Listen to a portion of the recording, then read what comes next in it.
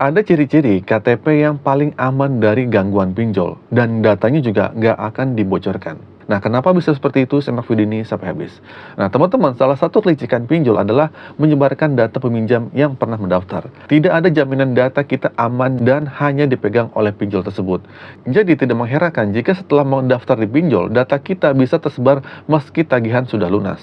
Dan ada juga, meski tidak pernah mendaftarkan di pinjol, kita terkadang masih menerima SMS penawaran pinjaman dana entah dari siapa. Nah, hal ini tentu saja mengganggu kita nih. Dan ini adalah fakta ya. Nah, bahwa pinjol dan lembaga pinjaman lainnya sering menyasar data-data orang yang memiliki catatan keuangan yang baik. Nah, orang yang tidak punya pinjaman atau rajin membayar tagihan justru menjadi sasaran empuk pinjol dan lembaga pinjol lainnya. Jadi gini, data mereka bisa digunakan untuk menawarkan pinjaman atau disalahgunakan oleh orang lain untuk meminjam dana di tempat lain. Nah, pertanyaannya, apakah kita harus memiliki catatan keuangan yang buruk dulu agar tidak diganggu oleh pinjol? Nah, pada aplikasi X ya, atau yang dulunya Twitter, ada sebuah ciutan dari warganet yang menarik nih. Di sini saya bahas ya. Di situ dia menulis dan membahas cara agar data kita tidak menjadi sasaran empuk pinjol dan pinjaman lainnya. Nah, dalam tulisan tersebut disebutkan bahwa melunasi tagihan setelah jatuh tempo bisa menjadi strategi untuk membuat data kita dinilai buruk oleh pinjol, sehingga mereka tidak akan menggunakan data kita jika disalahgunakan. Katanya seperti itu. Namun, menurut saya, cara ini dianggap sebagai solusi untuk menghindari praktik gali lubang. Karena, jika kita memiliki banyak pinjaman di pinjol lain, jadi akan terus dorong untuk mengajukan pinjaman baru, dan limit pun otomatis akan naik nih. Namun, jika kita selalu membayar tagihan sebelum jatuh tempo dan terlihat mampu menangani penambahan limit, keuangan kita akan dinilai baik dan seringkali akan ditawari pinjol yang lebih banyak. Nah, pertanyaannya, benarkah cara melunasi tagihan lewat jatuh tempo bisa mengamankan data KTP kita dari pinjol? Oke, di sini saya bahas nih lebih lanjut. Sebenarnya meskipun kita masih berniat melunasi tagihan kita, membayar lewat jatuh tempo pun tidak menjadi masalah besar. Namun yang harus diperhatikan adalah denda dan akan dikenakan setelah jatuh tempo tersebut.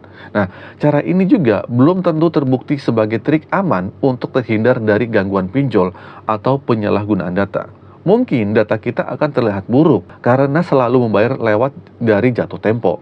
Namun hal ini bisa menjadi batu sandungan jika di masa depan kita ingin mengajukan pinjaman atau cicilan berupa KPR atau kendaraan. Jadi perlu dipertimbangkan kembali ya, apakah membuat data kita buruk hanya demi menghindar dari gangguan pinjol atau takut data kita disalahgunakan adalah langkah yang bijak. Sebaliknya, kita harus lebih waspada dan berhati-hati dalam berbagi data pribadi kita. Hindari pinjol yang tidak bisa dipercaya dan selalu periksa kebijakan privasi sebelum memberikan informasi pribadi kita ke pinjolnya. Nah, jadi jika sudah terlanjur mendaftar, segera lunasi tagihan dan pastikan untuk menghapus akun serta data pribadi dari layanan pinjol tersebut. Laporkan ke pihak berwenang jika ada penyalahgunaan data. Nah, jadi untuk mengurangi resiko penyebaran data juga, gunakan layanan pinjaman online yang resmi aja nih, yang diawasi oleh OJK, jangan yang ilegal, karena ilegal udah pasti sebar data. Dan juga selalu baca ulasan dan rekomendasi sebelum memilih layanan di pinjaman online. Jaga kerahasiaan data pribadi kalian dan hindari memberikan informasi sensitif kepada pihak yang tidak dikenal. Jadi dengan langkah-langkah ini ya, kita bisa lebih melindungi data diri kita dari kelicikan pinjol dan penyalahgunaan pribadi. Nah, jika data kita sudah terlanjur buruk atau disalahgunakan, sebenarnya kita bisa melaporkan ke OJK dan kepolisian. Dan mereka memiliki mekanisme untuk menangani laporan semacam ini dan bisa membantu melindungi hak-hak kalian, kita sebagai konsumen. Dan pada akhirnya, menjaga keamanan data pribadi dan mengelola keuangan dengan bijak adalah kunci untuk menghindari masalah dengan pinjol.